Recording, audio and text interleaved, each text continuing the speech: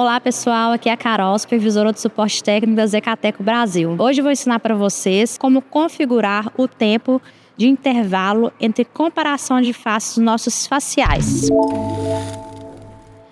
Para essa configuração, nós vamos acessar o menu do equipamento,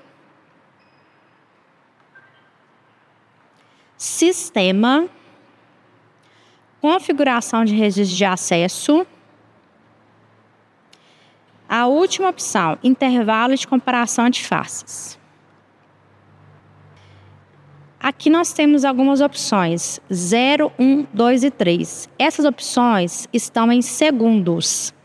Temos também a opção de ser definido pelo usuário, de 0 a 9. Vou colocar 9. Ok. Voltar para o menu. A configuração está realizada. Essa é a nossa dica de hoje. Se você gostou do vídeo, deixe seu like. Obrigada e até mais.